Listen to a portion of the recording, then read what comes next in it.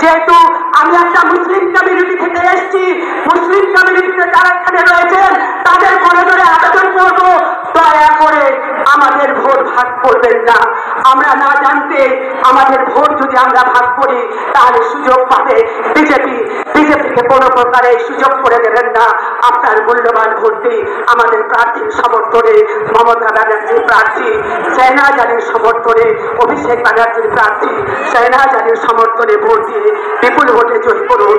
এই আশা, এই আবেদন রেখে আমার বক্তব্য শেষ করছি। জয় হিন্দ, বন্দে মাতরম। মমতা ব্যানার্জি জিন্দাবাদ, অভিষেক ব্যানার্জি জিন্দাবাদ। এবার আপনাদের সামনে বক্তব্য রাখবেন আমাদের প্রাক্তন বিধায়ক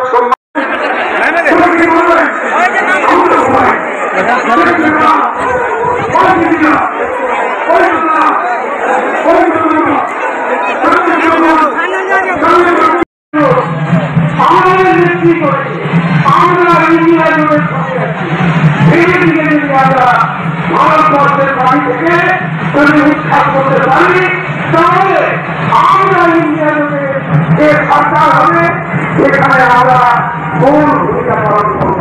ধন্যবাদ, অনেক অনেক ধন্যবাদ। ধন্যবাদ আমাদের নেতা বললেন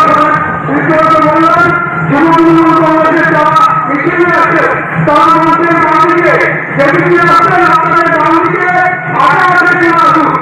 আমরা আমাদের দক্ষিণবঙ্গের আমাদের মমতা বন্দ্যোপাধ্যায়, অভিষেক বন্দ্যোপাধ্যায় প্রিয় প্রার্থী, আমাদের দলের নেতা সাধারণ সাহেবের যে সভা ইতিমধ্যেই আমাদের সর্বভারতীয় সাধারণ সম্পাদক দেখতে হবে, যার জন্য অপেক্ষা করছেন তাকে দেখতে হবে। এই জানুবাবুকে আমরা তখন কংগ্রেস করতাম,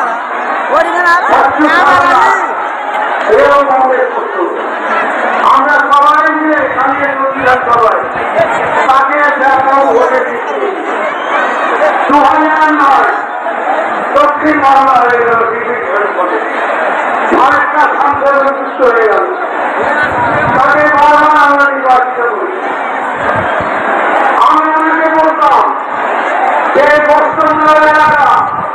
অনিচ্ছে মেয়াদা ভয়টা সম্প্রদায় গণভবনে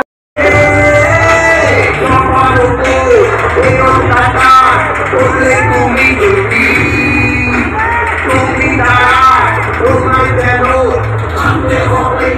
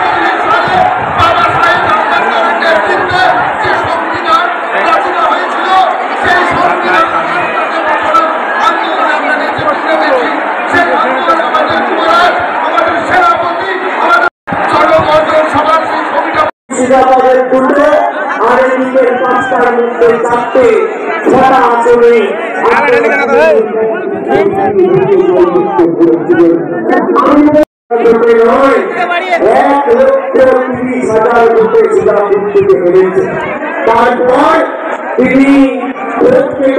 তিনি সুবিধা করে দেওয়ার জন্য আজকে মালদা দক্ষিণ থেকে লোকসভা করতে লড়াই করছে। আমি মালদার প্রত্যেকটা ভাইদের দিদিদের ভাইদের বোনেদের সমবয়সী সতীর্থ প্রবীণ নবীন সবাইকে ধন্যবাদ জানাবো।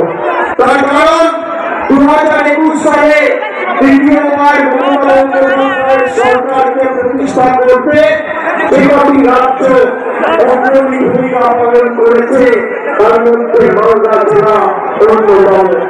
এবং এই মালদা দক্ষিণ লোকসভা অন্তর্গত প্রায় যারা সভামঞ্চে উপস্থিত রয়েছেন,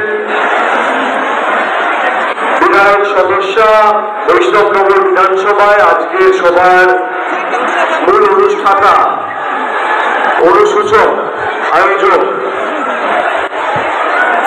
বিধায়িকা চন্দনা সরকার সহ যার সমর্থনে আজকে আমাদের এই সভাস্থলে সমবেত হওয়া আমার পূর্ববর্তী বক্তা এবং তৃণমূল কংগ্রেস প্রার্থী এবং জোড়া ফুল প্রতীক চিহ্ন নিয়ে আপনাদের সকলের তোরা ভালোবাসা আশীর্বাদকে পাত্র এবং পথ চলার প্রেরণা করে লড়াই করছেন ভাই শাহনওয়াজ আলী রেহান। আমি তাকে ধন্যবাদ জানাচ্ছি, কৃতজ্ঞতা জানাচ্ছি। যারা সভাস্থলে এসে পৌঁছেছে, যতদূর চোখ যাচ্ছে মানুষের ভিড় এবং যে স্বতঃস্ফূর্ততা এই গ্রীষ্মের দাবদাহকে উপেক্ষা করে যেভাবে মানুষ সমবেত হয়েছে আজকের এই মাঠে, আজকের এই সভাকে সার্থক করেছে। ধর্ম, দলমত, বয়স, বর্গ, বর্ণ নির্বিশেষে যে সংখ্যায় মানুষ এসে পৌঁছেছে, শুধু যদি তারা আগামী 7 তারিখ ভোটাধিকার প্রয়োগ করে তাহলেই তো বিজেপি ভোগান্তা বলনা দক্ষিণ থেকে। এবং এখনো লোক ঢুকছে এখানে, যারা গাছের উপর বসে রয়েছে ডাল ভেঙে পড়বে, গাছ থেকে নামো। যারা গাছের উপর রয়েছে গাছ থেকে নেমে এসো, ডাল ভেঙে পড়বে, একটা অঘটন ঘটবে। এখানে বাউন্ডারির যে কাপড়গুলো লাগানো আছে, আমি অনুরোধ করবো স্বেচ্ছাসেবকদের কাপড়গুলো খুলে দিই, লোক দেখতে পাবে, লোকের সুবিধা হবে। আজকে